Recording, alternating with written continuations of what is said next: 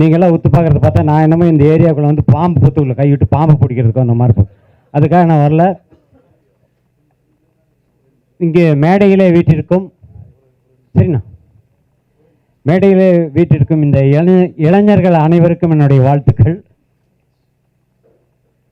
ஐயையோ ஐயையோ பிடிச்சிருக்கு, எனக்கு இந்த படம் பிடிச்சிருக்கு. ஆஃப்டர் ரிலீஸு அனைத்து ரசிக பெருமக்களும் இப்படி பாராட்டி வாழ்த்து சொல்லி நிச்சயமாக இந்த படம் வந்து மாபெரும் வெற்றி அடைய என்னுடைய வாழ்த்துக்கள். ரெண்டாவது, இந்த படத்தில் 3 டைரக்டருங்க.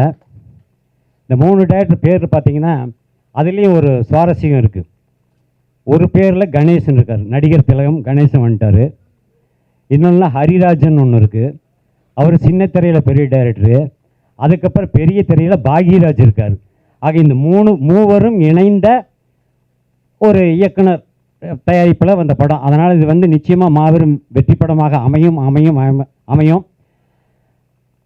சினிமாவை பற்றி இப்போ நிறைய சொல்லிட்டு இருந்தாங்க. இப்போ பேசும்போது கூட சார் சொன்னார், முதல் மாதிரி சினிமா இல்லை, அப்படியே இல்லை. 2வது நாள் அப்படிங்கும்போது நீங்கள் ஒரு கணக்கு பண்ணோம். நாங்கள்லாம் படம் எடுக்கும் பொழுது பார்த்தீங்கன்னா 40 பிரிண்ட்டு தான் ரிலீஸ் ஆகும் தமிழ்நாட்டில் மொத்தமே.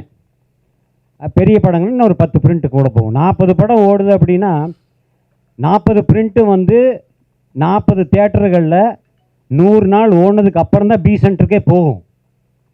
இப்போ அப்படி இல்லை. ஒரு காம்ப்ளெக்ஸில் 5 தேட்டரில் ஒரே படம் ஓடுது. தமிழ்நாட்டுக்குள்ளே எத்தனை காம்ப்ளெக்ஸ் இருக்குது? 5 தேட்டரில் 5 ஷோ, 25 ஷோ ஒரே காம்ப்ளெக்ஸில். தமிழ்நாடு பூரா கணக்கு போட்டு பாருங்கள். ஆக அன்று 50 நாள் ஓடுறது இன்றைக்கி ஒரு நாளே ஓடுது தான், இதுதான் அர்த்தம். ஆனால் என்னென்னா இந்த புதுமுகங்களுக்கு கொஞ்சம் வரவேற்பு கம்மி, அவ்வளோதான், வேற ஒன்றும் கிடையாது.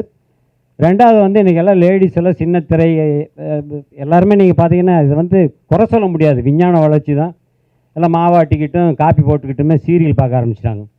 ஒரு தியேட்டருக்கு இன்றைக்கி சினிமாவுக்கு வரணும்னா ஒரு சாதாரண நடுத்தர ஃபேமிலி ஒரு படம் பார்க்க வரணும்னா 2000 ரூபா வேணும். 2000 ரூபா ஒரு சினிமா பார்க்க முடியாது.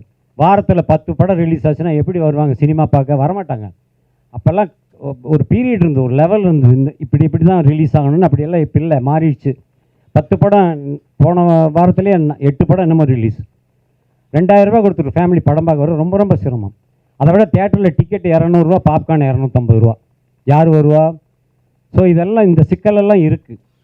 ஆக இதையெல்லாம் முறியடித்து ஒரு சின்ன படம் வந்து தைரியமாக எடுத்து அதையும் கொஞ்சம் ரிலீஸு கொண்டு வந்திருக்காங்கன்னா உண்மையிலே இந்த தயாரிப்பாளர்கள், இந்த இயக்குனர்கள், இவர்கள் எல்லோருமே வளர்ந்து மீண்டும் மீண்டும் திரைப்படங்களை எடுத்து திரைத்துறையை சார்ந்த அனைவருக்கும் வேலைகளை கொடுத்து அவர்களையும் ஊக்குவித்து பேரும் புகழும் அடைய எல்லாம் வல்ல இறைவனை வேண்டி விடைபெறுகிறேன். நன்றி, வணக்கம்.